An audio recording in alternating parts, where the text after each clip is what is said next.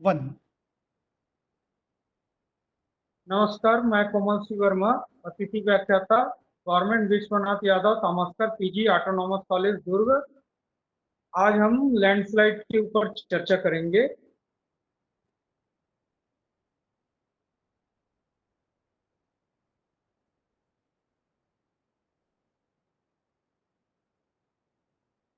ये जो है आप देख रहे हैं कि ये जो लैंडस्लाइड के पार्ट्स हैं, ये रोटेशनल लैंडस्लाइड के पार्ट्स हैं, जिसमें से सबसे ऊपर वाला पार्ट जो है वो क्राउन कहलाता है। उसमें जो फ्रैक्चर्स आते हैं वो क्राउन क्रेक्स कहलाते हैं। उसके बाद उसके बाई स्टेप नीचे जो स्लाइड होते जाता है उसको हेड बोलते हैं। उसके अगर राइट साइड में अपन देखें तो ओरिजिनल ग्राउंड सरफेस होगा, उस जिसके अलोंग वो फ्लैक हो रहा है, वो आपका स्लाइड हो रहा है, वो राइट प्लेन कहलाएगा। तो हेड के नीचे माइनर स्क्रैप आता है, और उसके नीचे आएगा सरफेस ऑफ रप्चर, जो जिसके अलोंग वो स्लाइड रप्चर हो रहा है, वो रप्चर सरफेस ऑफ रप्चर कराएगा। ये प्लेन स्लाइड की मेन बॉडी है। और नीचे हिस्सा में आएंगे तो toy of surface of rupture है ना। तो इसके बाद अपन देखते हैं कि जो लैंडस्लाइड होता क्या है। ये लैंडस्लाइड इज डाउनवर्ड और outward movement of soil, rock और vegetation under the influence of gravity, या ग्रेडियंट के अलोंग जो मास मूवमेंट है उसको अपन लैंडस्लाइड बोलते हैं। चाहे वो मास मूवमेंट सॉइल का हो, चाहे रॉक का हो, चाहे वेजिटेशन का हो, ये आपका लैंडस्लाइड कहलाता है। अब इसमें बात आती है फैक्टर्स ऑफ सेफ्टी की। तो F equal to resistance factor upon driving forces, है ना। तो जैसे कि आप देख रहे हैं कि राइट साइड इमेज में दो इमेजेस हैं। एक रेक्टेंगल बॉक्स के ऊपर एक छोटा बॉक्स रखा है। तो जो ऊपर वाला बॉक्स है वो स्लाइड मटेरियल है, और नीचे वाला जो है वो आपका बेड रॉक है। और राइट साइड की इमेज में देख रहे हैं एक राइट एंगल ट्रेंगल है, समकोण त्रिभुज है, उसमें एक जो लैंडमास रखा हुआ है, स्लाइड मटेरियल रखा हुआ है, जिसपे राइट एरो और लेफ्ट ब्लू एरो एरो दो टाइप के एरो लगे हुए हैं। जो रेड एरो है वो शो कर रहा है लैंडस्लाइड रजिस्टिंग फोर्सेस, और नीचे वाला जो ब्लू एरो शो कर रहा है वो लैंडस्लाइड ड्राइविंग फोर्सेस। अब बात आती है कि लैंडस्लाइड किस कंडीशन में होगा। अब इसमें देख रहे होंगे कि इनमें जो इंक्लिनेशन है, जो झुकाव है, वो 45 डिग्री का है। अब बात आती है कि लैंडस्लाइड की रजिस्टिंग फोर्सेस अगर लैंडस्लाइड ड्राइविंग फोर्सेस के इक्वल है तो लैंडस्लाइड स्टेबल, लैंडस्लाइड नहीं होगा, मास मूवमेंट नहीं होगा। अगर landslide resisting forces landslide driving forces के कंपैरिजन में कम होता है तो लैंडस्लाइड की जो घटना वो होती है। ठीक है।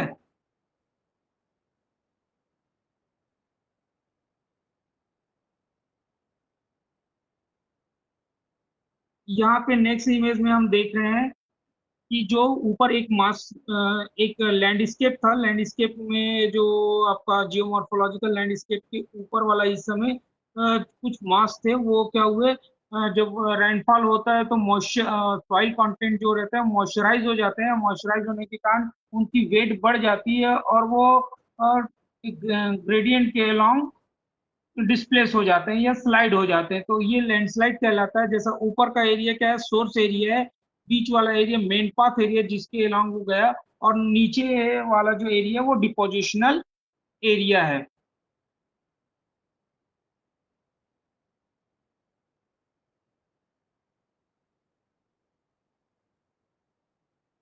अब हम देखते हैं कि जो लैंडस्लाइड के जो क्लासिफिकेशन है ना, वो लैंडस्लाइड की क्लासिफिकेशन में जो है वो फॉलर टाइप कौन कौन से हैं, फेलर टाइप कौन कौन से हैं, और टाइप ऑफ मटेरियल क्या है, टाइप ऑफ मोशन क्या है, रेट ऑफ मोशन क्या है। जैसे एग्जांपल में देखते हैं, जैसे रॉक फॉल हुआ तो टाइप ऑफ मटेरियल क्या रहेगा, रॉक फ्रेगमेंट रहेगा।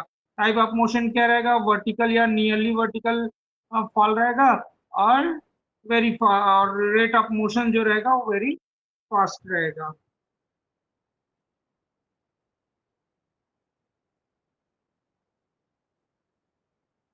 नेक्स्ट इमेज में देखेंगे अपन कि ये जो है ये वेलोसिटी को शो कर रहा है। वेलोसिटी के अलोंग जो आपका लैंडस्लाइड है वो वेलोसिटी वेरी स्लो से लेके वेरी फास्ट, जैसे अपन इस इमेज में देख रहे हैं राइट साइड वाली जो है वो सॉलिड फ्लक्शन क्रीप रॉक ग्लेशियर है ना। तो सॉलिड फ्लक्शन क्या होता है कि जब कोई सॉइल मॉइस जो रहता है उस पे अगर रेनफॉल होता है तो वो क्या करता है, वाटर कंटेंट को एब्जॉर्ब करता है। वाटर कंटेंट एब्जॉर्ब करने के कारण उस पे सेचुरेटेड हो जाता है। सेचुरेटेड होने के कारण उसकी लोड बढ़ जाती है और लोड बढ़ने से वो ग्रेडियंट के अलोंग क्रिप करता है। क्रिप मतलब होता है रेंगना या सरकना, तो वो धीरे धीरे सरकता है। तो इसमें जो मूवमेंट होगी वो वेरी स्लो होगी। सॉलिफॉक्शन क्रिप रॉक ग्लेशियर में। दूसरा आता है स्लम्प, आता है स्लम्प में एस कंपेरिजन सॉलिफॉक्शन से जो स्लाइडिंग रहेगी वो ज्यादा रहेगी। उसके बाद आता है मड फ्लो। मड फ्लो में स्लम्प के अकॉर्डिंग लैंडस्लाइड की जो वेलोसिटी रहेगी वो ज्यादा रहेगी। इसके बाद आता है डेब्री स्लाइड, रॉक स्लाइड। इसमें भी क्या होता है कि जो रॉक्स होती हैं जो इंक्लाइंड होती हैं उसमें जो फ्रैक्चर्स हैं, क्रैक्स हैं, इसके अलावा वो क्या होते हैं, ब्रेकअप होते हैं। ब्रेकअप होने के बाद उनकी जो बॉन्डिंग स्ट्रक्चर वो लूज हो जाते हैं और लूज होने से वो ग्रेडियंट के अलोंग स्लाइड करते जाते हैं। तो ये मड फ्लो के कंपेरिजन इसमें जो स्लाइडिंग मूवमेंट होती है वो फास्ट होती है। इसके बाद आता है स्नो एवलेंच या डेब्रिस एवेलेंच, जिसको अपन हिमस्खलन भी बोलते हैं, है ना। तो इसमें डेब्रिस स्लाइड या रॉक स्लाइड के कंपेरिजन में इसमें लैंडस्लाइड और फास्ट होता है। और लास्ट आता है रॉक फॉलिंग, डेब्रिस फॉलिंग। इसमें क्या होता है जो ऊपर वाले एरिया में जो हाई एरियाज में जो हैंगिंग रॉक बॉडीज होती है वो हैंग होते रहती है, जैसे टेक्टोनिक एक्टिविटी हुई या उसमें लूज उनके जो ग्रेन जो है बाइंडिंग स्ट्रक्चर वो अगर लूज हो गए तो वो क्या होता है टेक्टोनिक एक्टिविटी या भूकंप भूकंप आने से या अर्थक्वेक आने से वो क्या होता है तुरंत नीचे की ओर मूव कर जाता है। अपनी जगह को छोड़ के वो सडनली नीचे की ओर मूव करता है। तो इनकी मूवमेंट सबसे ज्यादा फास्ट होती है। तो इस तरह से वेरी स्लो से लेके वेरी फास्ट तक की ये लैंडस्लाइड की मूवमेंट होती है। नेक्स्ट स्लाइड में अपन देख रहे हैं common types of landslide. Common types of landslide में जैसा पहला वाला पहले वाली स्लाइड जो इमेज देख रहे हैं वो रोटेशनल स्लाइड है। रोटेशनल स्लाइड में आप देखेंगे कि जो मास मूवमेंट है वो कर्व शेप में, सरफेस ऑफ रप्चर कैसा है, कर्व शेप में है, कॉन्केव शेप में है। तो इस टाइप का जो लैंडस्लाइड होगी वो रोटेशनल लैंडस्लाइड होगी। दूसरा वाला आप इमेज देखेंगे उसको बोलते हैं ट्रांसलेशनल स्लाइड। तो ट्रांसलेशनल स्लाइड में क्या होता है कि जो पैलर बॉडी होता है, ये जो स्लाइडिंग बॉडी होता है वो नियरली इस सरफेस के फ्लैट सरफेस में होता है या स्लाइटली अंडुलेटेड सरफेस में होता है। ये ट्रांसलेशनल स्लाइड्स कहलाते हैं।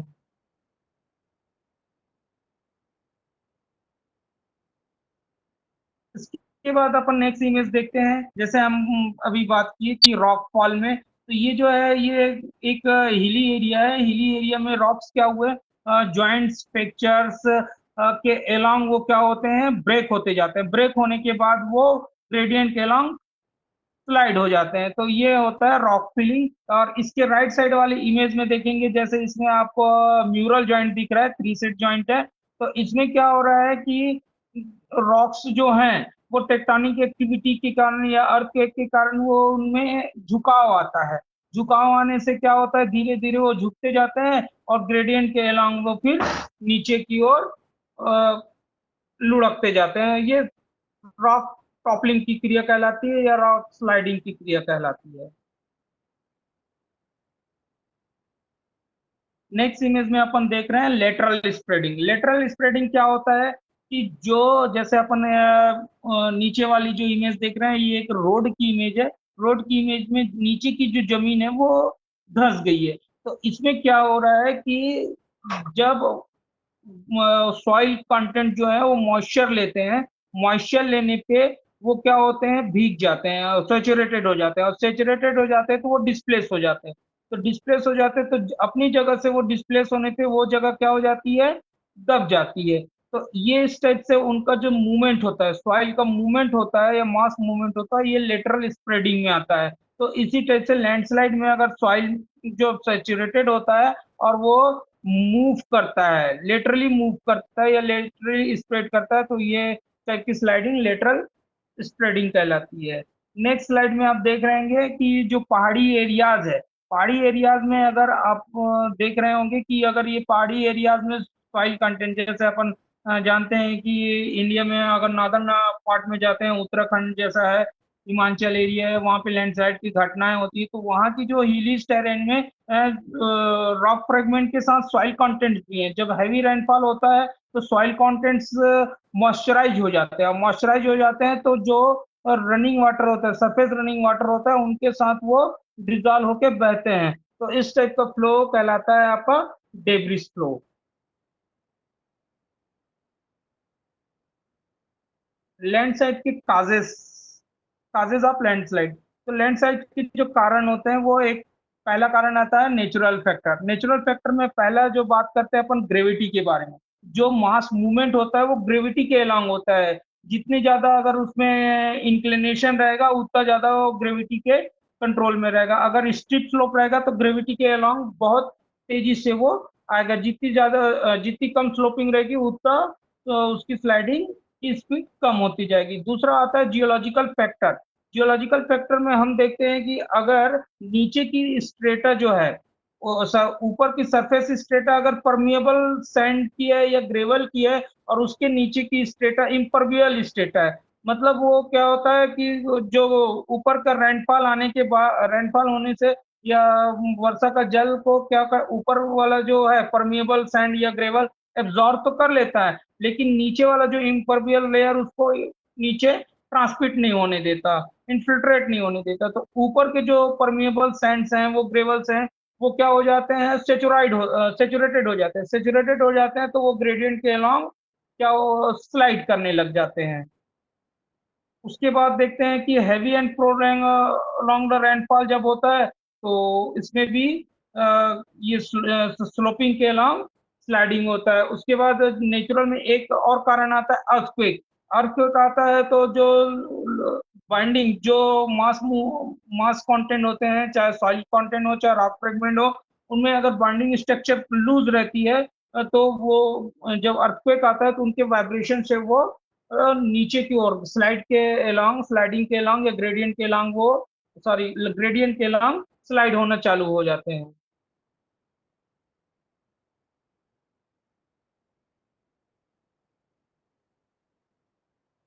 इसके बाद देखते हैं वेब्स। नेचुरल में वेब्स भी आते हैं। वेब्स में अपन ये देखते हैं कि जैसे ये एक ओशियन एरिया है, ओशियन एरिया के साइड में एक क्लिफ है। तो क्लिफ में क्या हो रहा है, नीचे से उसकी जो वेब्स है वो वेब से हिटिंग के कारण वो कट होते जा रहा है। और एक एरिया आपका जो पहाड़ी एरिया है, और उसमें से क्या हो रहा है कि जो स्लम्प एरियाज जो है वो क्या हो रहा है, फ्लो जो है डिपॉजिट होते जा रहा है। तो ये क्या होता है आगे चल के, ये जैसे फर्स्ट इमेज में है, क्लिफ एरिया क्या हो रहा है, अंडर कट हो रहा है, तो ऊपर की जो वो है मास बॉडी है वो क्या होगी, हैंग हो गई। हैंग हो गई तो उसकी हैंगिंग के कारण उस पर नेचुरल लोड्स पड़ेंगे, और नेचुरल लोड्स पड़ने के कारण वो धीरे धीरे क्या होगा, फ्रैक्चर जनरेट होंगे, और फ्रैक्चर जनरेट होने के कारण वो टूट के नीचे की ओर स्लाइड होंगे। नेक्स्ट कारण, नेक्स्ट नेचुरल कारण होता है वाल्केनोस के कारण। जैसे वाल्केनो इरेप्शन होता है तो वाल्केनो में बहुत सारे एस कंटेंट्स निकलते हैं, जो रॉक धूल कण होते हैं वो निकलते हैं, और इनको अपन लहर नाम से भी जानते हैं, लहर डिपॉजिट के नाम से भी जानते हैं। जब इन एरियाओं पे हैवी रेनफॉल होता है तो ये जो है, ये जो एस कंटेंट है या लहर डिपॉजिट्स है, ये रेनफॉल्स में या सरफेस वाटर में क्या हो जाते हैं, डिजॉल्व हो जाते हैं, और डिजॉल्व होके ये ग्रेडियंट के अलॉन्ग फ्लो होते हैं। तो इनको कहते हैं अपन मड फ्लोज। और इसके बाद नीचे वाला इमेज में आप देखेंगे कि इसमें दो टाइप की इमेजेस है। एक आपका वाटर टेबल लेवल देखेंगे तो ऊपर है, और रिवर लेवल का नीचे है। तो इसमें वाटर टेबल ऊपर है तो उसमें जो hydraulic pressure drive, hydraulic pressure drive कर रहा है रिवर लेवल की ओर। तो जब हाइड्रोलिक प्रेशर रिवर की लेवल की ओर ड्राइव करेगा, तो उसके साथ जो उसमें सेचुरेटेड कंटेंट रहेंगे वो भी उसके अलोंग मूव करेंगे, तो ये भी एक कारण बनता है लैंडस्लाइडिंग का।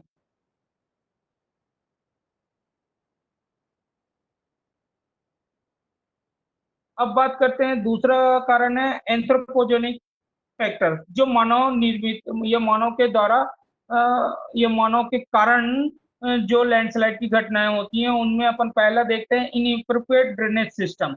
इसमें अपन क्या करते हैं, इसमें ये देखते हैं कि जो सरफेस रन ऑफ होता है, जो नेचुरल लैंडस्केप एरिया है या आपका जो लैंडमास एरिया है, वहाँ पे जो नेचुरल जो ड्रेनेज पैटर्न होते हैं उसको अपन एग्रीकल्चरल पर्पज से कल्टीवेशन करते हैं, और कल्टीवेशन करने पे वो ड्रेनेज पैटर्न ना चेंज हो जाता है। ड्रेनेज पैटर्न चेंज हो जाता है तो लैंड जो कल्टीवेट होता है वो क्या करता है, सॉइल को एब्जॉर्ब कर लेता है, और एब्जॉर्ब करने के कारण उसकी वेट कंटेंट बढ़ जाती है। वेट कंटेंट बढ़ने से उस पर एडिशनल लोड पड़ता है और उस स्लोप के अलोंग स्लाइड होता है। दूसरी बात आती है आपकी cutting and deep excavation on slope for building roads, canals and mining. तो अपन इसमें देखते हैं कि जैसा नीचे वाला इमेज में देख रहे हैं कि एक हिली टेरेन है, उस पे अपन एक हाईवे बनाया है। तो उस हिली टेरेन को अपन ने क्या किया, कट आउट किया है। कट आउट किया है, लेकिन उसकी जो स्लोपिंग रखी है वो बहुत स्टीप स्लोपिंग रखी है। तो स्टीप स्लोपिंग रख के अपने हाईवे बना दी, और हमने उस पे कुछ भी सपोर्टिव मटेरियल नहीं डाला। तो वो क्या हुआ, जब रेनफॉल हुआ तो उसमें मॉइस्चराइज हो गए, और मॉइस्चराइज होने के कारण उसकी जो मास मूवमेंट है वो सेचुराइड हुआ, और सेचुराइड होने पे वो धीरे धीरे नेक्स्ट स्लाइड में देखेंगे वो क्या हो गए, स्लाइड हो गए। एक बहुत बढ़िया इमेज है, इसमें आप देख सकते हैं कि एक हील था जिसको बीच से काट के अपन हाईवे बनाया गया है। और यही जब रेनफॉल होता है तो यही जो सॉइल कंटेंट्स हैं या जो लेटेराइट कंटेंट्स हैं या रॉक फ्रेगमेंट्स हैं जो सॉइल के साथ इनबिल्ट रहते हैं, उनमें मॉइस्चराइज कंटेंट होने के कारण उनमें लोड बीडिंग बढ़ जाती है, एडिशनल लोड बढ़ता है और वो स्लाइड होते हैं, तो वो आपका हाईवे जाम हो जाता है।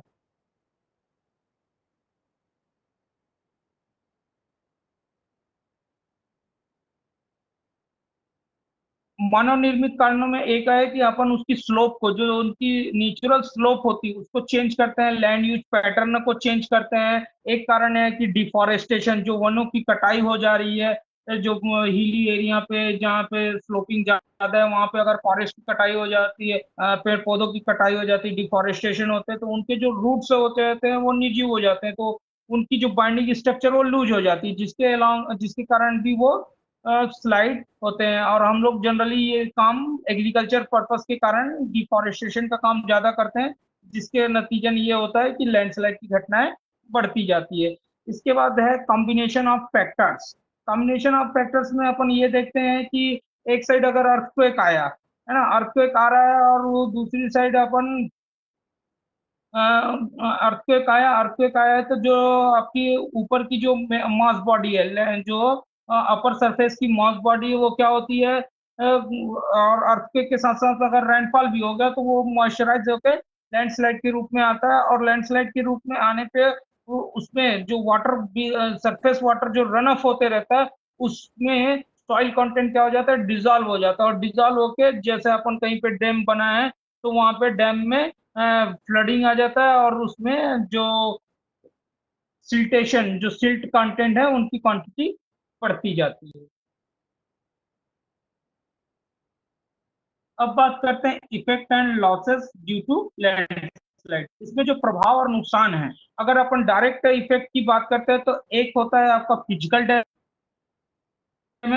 फिजिकल डैमेज में जैसे डेब्रिस में ब्लॉक्स, रोड, सप्लाई लाइंस, जैसा जो जो दलदली एरिया है या लूज कंटेंट जो स्लाइड होते हैं, उनके कारण जो रोड्स ब्लॉक होते हैं, सप्लाई लाइंस जैसे कि टेलीकम्युनिकेशन की लाइंस है, इलेक्ट्रिक लाइंस है, वाटर पाइप लाइंस है, वाटर वेज है, ये इनमें भी इन फिजिकल डैमेज होता है। कैजुअलिटी की बात करें तो बहुत सारे व्यक्तियों का, मनुष्यों का और जीव जंतुओं का जान को खतरा भी होता है, जान भी जाती है और वो घायल भी होते हैं। अगर इनडायरेक्ट इफेक्ट की बात करें तो इनडायरेक्ट इफेक्ट की बात जैसे हमने अभी लास्ट स्लाइड में कहा कि जो डैम की जो सेफ्टी है उस पे इफेक्ट आता है, क्योंकि उसमें सिल्टेशन की प्रोसेस बहुत ज्यादा बढ़ जाती है। साथ ही साथ फ्लड के चांसेस बढ़ जाते हैं। मड फ्लड के चांसेस बढ़ जाते हैं।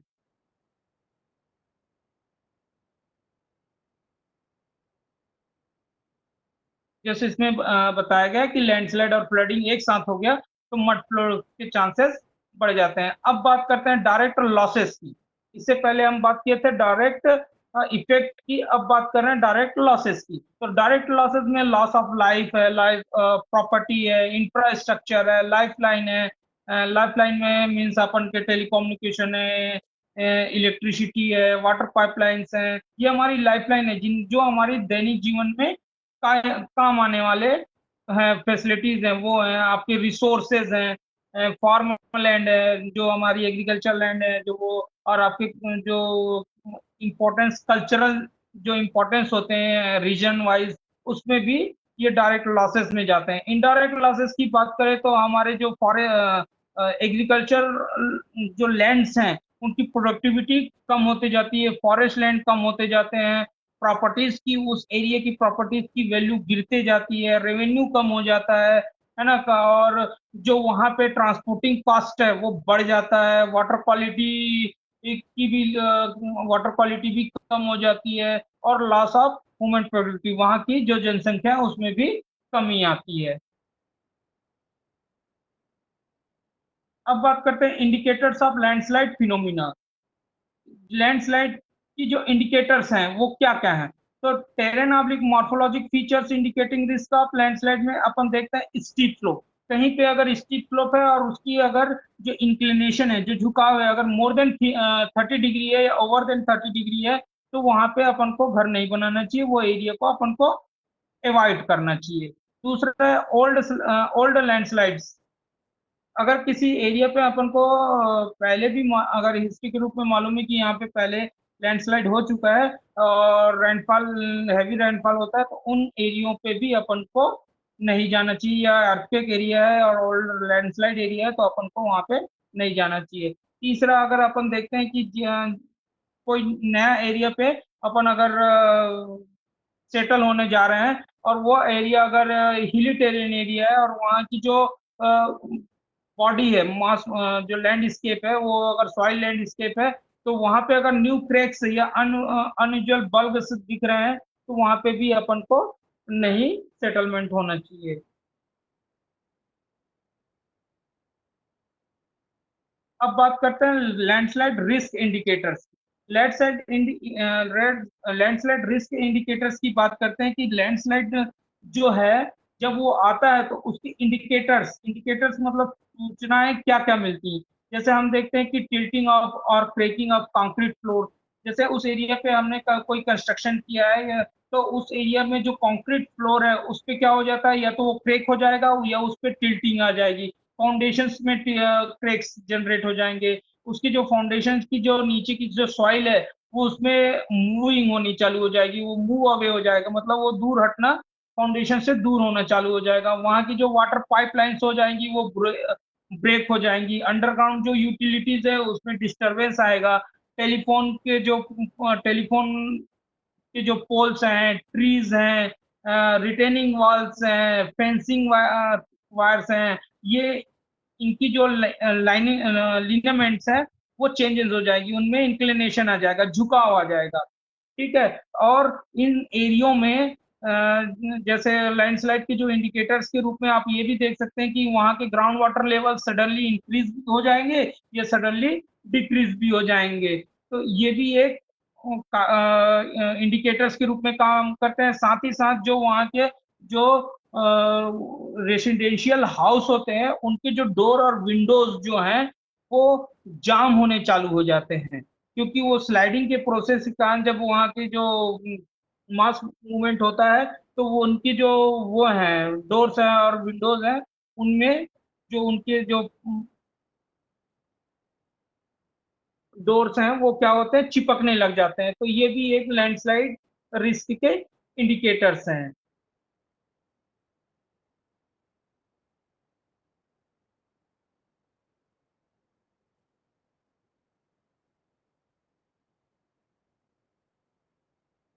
नेक्स्ट स्लाइड में देख रहे हैं अपन कि एक हिली टेरेन है, उस पे स्लोपिंग एरियाज है, इसमें मास मूवमेंट हो रहा है।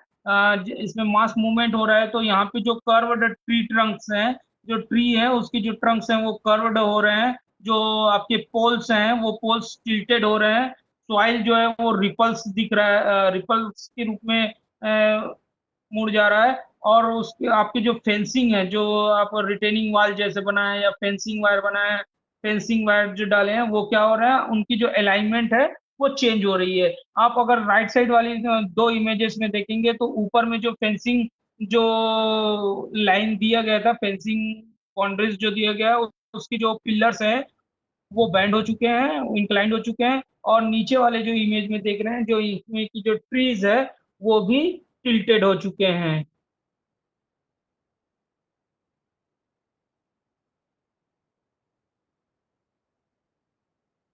How to minimise landslide hazards, हम कैसे लैंडस्लाइड हजार्ड्स को कम कर सकते हैं।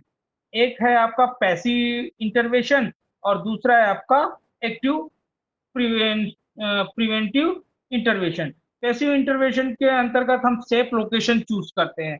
सेफ लोकेशन में अपन क्या करते हैं, सेफ लोकेशन में घर बनाते हैं जो स्टीप स्लोप से दूर रहे, लैंडस्लाइड एरिया से दूर रहे, जो कभी उस जगह पे लैंडस्लाइड ना आ रहा है। दूसरा है डिफॉरेस्टेशन और वेजिटेशन रिमूवल को रोकते हैं, इसको इससे बचाव करते हैं, मतलब वहां पे वनों की कटाई या फॉरेस्ट की कटाई को रोकते हैं, और वेजिटेशन जो वहाँ के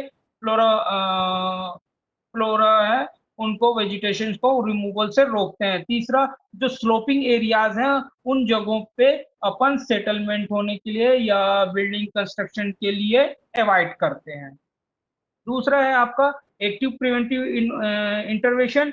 इसमें अपन बात करते हैं, जो एक्टिव प्रिवेंटिव इंटरवेंशन के अंतर्गत हम क्या करते हैं, रिफॉरेस्टेशन को ज्यादा प्रिफेर करते हैं, कि हम फॉरेस्ट प्लांटेशन ज्यादा काम करते हैं। प्लांटेशन करेंगे तो उनकी जो रूट्स रहते हैं वो सॉइल कंटेंट्स और उनको बाइंड अप करके रखते हैं, जिससे क्या होता है कि जब भी रेनफॉल होता है और सॉइल कंटेंट सेचुरेटेड होते हैं उसके बावजूद भी रूट कंटेंट जो प्लांट्स की जो रूट्स होते हैं वो उनको बाइंड अप करके रखते हैं, तो वो स्लाइड नहीं हो पाते, स्लाइडिंग की चांसेस कम हो जाती है। तो अपन रिफॉरेस्टेशन करते हैं, उनकी जो उस एरिया की जो वाटर जो रन ऑफ रहता है, उस वाटर रन ऑफ को के जो ड्रेनेज पैटर्न होते हैं उसको प्रॉपर कैनलाइजेशन करते हैं, ताकि वो सेचुरेटेड कम से कम मात्रा में हो या सेचुरेटेड ना हो, रन ऑफ हो जाए उस एरिया का। और ड्रेनेज पैटर्न को सिस्टमेटिक करते हैं ताकि उस एरिया का रन ऑफ वाटर का जो रेनफॉल वाला जो पानी है वो रन ऑफ हो जाए तुरंत, सेचुरेटेड होए बिना।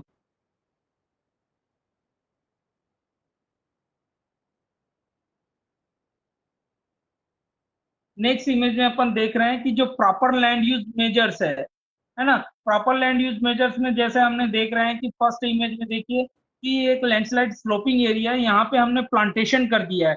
प्लांटेशन किया है तो प्लांट्स की जो नीचे की जो ट्रीज हैं, जो एरिया स्लाइड होने वाला था उसके नीचे भी प्लांट्स के ट्रीज हैं जो उसको स्टेबिलिटी दे रहे हैं, जिसके कारण वो स्लाइडिंग से बचा हुआ है। तो इस तरह से अपन प्रॉपर लैंड यूज मेजरमेंट कर सकते हैं। दूसरा है स्ट्रक्चरल मेजरमेंट कर सकते हैं। स्ट्रक्चरल मेजर्स में अपन क्या करते हैं, जो स्लोपिंग एरियाज हैं वहां पे अपन रिटेनिंग वॉल्स बना सकते हैं, इसकी कंक्रीट की या बोल्डर्स की रिटेनिंग वॉल्स बना सकते हैं, जिससे वो स्लाइड होने से बच सके।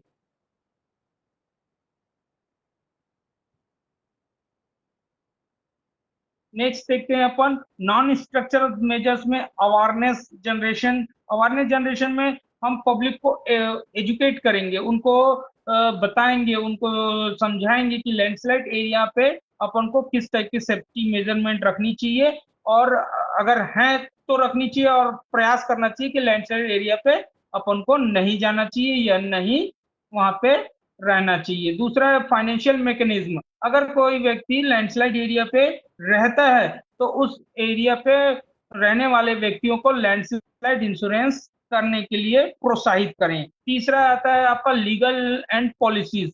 जो गवर्नमेंट की और जो पॉलिसीज हैं प्राइवेट, वो पॉलिसीज को अच्छी तरह से स्ट्रेंथ के रूप अच्छे अच्छे स्ट्रेंथ से उसको पॉलिसीज को रेगुलाइज करना चाहिए, चाहे वो गवर्नमेंट बॉडी के लिए हो, चाहे वो प्राइवेट बॉडी के लिए हो। इसके बाद आता है land hazards mapping and use of GIS. Land hazards mapping, जहां जहां पे लैंडस्लाइड की घटनाएं, लैंडस्लाइड हजार्ड्स जहां जहां होती हैं, उन एरिया पे अपन मैपिंग करते हैं कि किस एरिया पे कहाँ कहाँ पे किस वेलोसिटी से उसकी मूवमेंट हो रही है या स्लाइडिंग हो रही है। इसका अपन जीआईएस के through, geological geographical information system के थ्रू अपन मैपिंग कर सकते हैं, और इसके अलोंग अपन इसमें मिटिगेशन प्लान बना सकते हैं।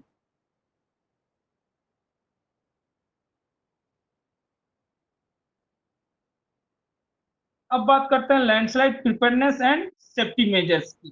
तो लैंडस्लाइड प्रिपेयरनेस और सेफ्टी मेजरमेंट में बिफोर लैंडस्लाइड, बिफोर मतलब लैंडस्लाइड आने से पहले अपन को जो हम जैसा अभी ये बात की कि इंडिकेटर्स हमको मिलते हैं, तो उस इंडिकेटर के आप हिसाब से अपन को क्या करना चाहिए कि find out landslide area and happen your area in the past. अपन को देखना है कि हम जो एरिया में रह रहे हैं वो क्या वो लैंडस्लाइड एरिया है। अगर लैंडस्लाइड एरिया है तो उनकी जो लैंडस्लाइड की जो वार्निंग साइंस हैं, जैसे कि डोर्स का जो दरवाजे हैं वो चिपकते हैं, विंडो है वो चिपकते हैं या जाम होते हैं, है ना। और जब फर्स्ट टाइम लैंडस्लाइड होता है तो अ, जो वॉल्स हैं उनमें दरारें पड़ती हैं, ब्रिक्स जो है उसमें दरारें आती है, फाउंडेशंस हिलने लगते हैं, रिटेनिंग वॉल्स जो हैं वो टिल्टेड, रिटेनिंग वॉल्स इंक्लाइन हो जाते हैं या टिल्टेड हो जाते हैं, जो आपके ट्रीज हैं जो पोल्स हैं वो इंक्लाइन हो जाते हैं या टिल्ट हो जाते हैं।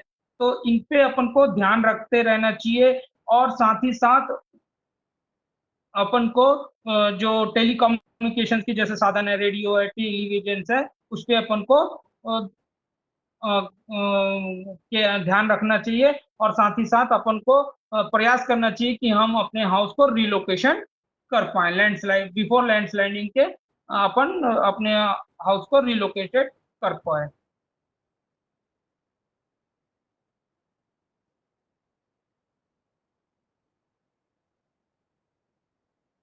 दूसरी बात अपन ये भी देखते हैं कि अपन जिस एरिया पे अगर लैंडस्लाइड हो रहा है, उस एरिया के अपन को पेड़ों की बिल्कुल कटाई नहीं करनी चाहिए, वहां की वेजिटेशन को रिमूव नहीं करना चाहिए, और प्रयास करना चाहिए कि वहां की जो स्लोपिंग है, वीक स्लोपिंग है, उसको कम से कम उसको या तो अपन पैचिंग करके स्टेबल करने की कोशिश करें, या कंक्रीटिंग करके स्टेबल करने की कोशिश करें। दूसरी बात, वहाँ की ड्रेनेज सिस्टम है, ड्रेनेज सिस्टम को अपन रिलोकेट करें ताकि वहाँ का जो लैंड मास है वो सेचुरेटेड ना हो, और प्रॉपर वे पे कैनलाइजेशन के थ्रू जो रेनफॉल वाटर है वो रन ऑफ हो जाए। और साथ ही साथ जिधर स्लोपिंग है उसके अपोजिट साइड अपन रिटेनिंग वॉल बनाए, जिससे अपन का सिक्योर जो हाउस है, जो होम है, वो सिक्योर हो जाए।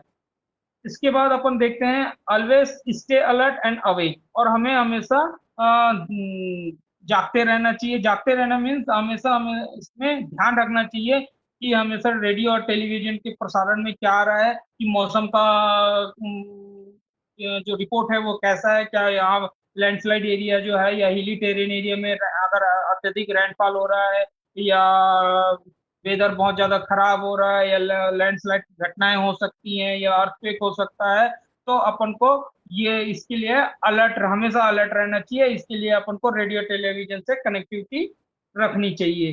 दूसरा है, अपन को अगर लैंडस्लाइड आने के चांसेस बढ़ जाते हैं तो अपन को एक्सक्यूशन प्लान भी बना के रखना चाहिए। जब इमरजेंसी के दौर आ जाए तो अपन को इमरजेंसी प्लान भी तैयार रखना चाहिए।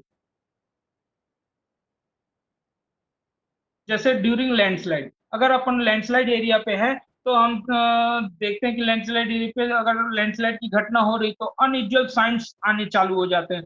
अनयूजुअल साइंस के रूप में जैसे कि जो पेड़ों का टूटना, बोल्डर्स के टकराने की आवाज, है ना।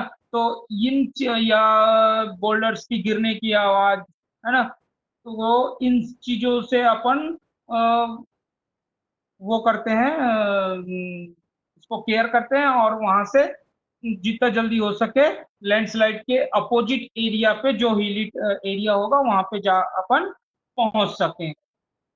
While you are out during a landslide, जब अपन लैंडस्लाइड के दौरान बाहर रहें तो अपन ये भी देखते हैं कि अपन जो लैंडस्लाइड एरिया है उसके पाथ पे, उसके रास्ते पे ना आए, और अपन उसके अपोजिट जो दूसरे साइड है उसके हाई ग्राउंड एरिया पे चले जाएं, उस जो लैंडस्लाइड एरिया है उसके रास्ते से दूर ऊंची जगहों पे जाके बस जाए, रिवर किनारे ना रहे, रिवर किनारे से दूर रहे और ऊंची जगह पे जाएं। ठीक है। और अगर अपन लैंडस्लाइड के दौरान अगर हम इंडोर में हैं, घर के अंदर हैं, तो हम अपन को रेडियो टेलीविजन के कांटेक्ट में रहना चाहिए, और साथ ही साथ अगर लैंडस्लाइड आ जाता है तो हम किसी ऐसी वस्तु के नीचे छुप जाएं जिससे हमारा जो हेड है वो प्रोटेक्ट रहे, और हमको कम से कम हमारी बॉडी को नुकसान हो। ऐसी जगह पे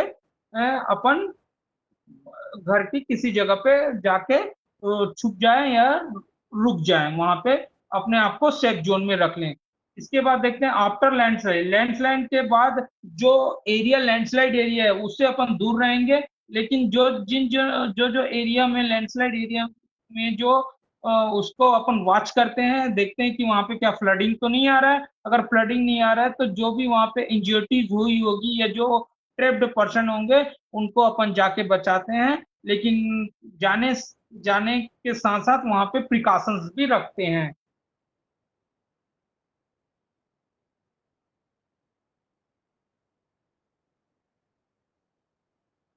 उसके बाद देखते हैं अपन कि अपने को जो लैंडस्लाइड एरिया पे अगर कोई व्यक्ति जो है अपने जैसे हमारे पड़ोसी रहे हो तो उनको अपन उनको मदद करते हैं, है ना। रेडियो और टेलीविजन के दौरान जिससे भी जितना जल्दी इमरजेंसी हो इंफॉर्मेशन के थ्रू अपन मदद की मांग करते हैं। ठीक है। और जो हमारी जो यूटिलिटी लाइन की जो अथॉरिटीज है उसको कांटेक्ट करते हैं कि भाई हमको जल्दी से जल्दी मदद की सुविधा प्रदान की जाए। और अपन ये भी चेक करते हैं कि जिन जगहों पे हम रह रहे हैं उसकी बिल्डिंग की फाउंडेशन, उसके वॉल्स और सराउंडिंग लैंड कैसे हैं, क्या वो डैमेज हो चुके हैं या नहीं। अगर वो डैमेज हो चुके हैं तो सेफ्टी पर्पज से अपन को वो जगह छोड़ के दूसरी जगह पे रहना चाहिए। रेफरेंसेस। Thank you.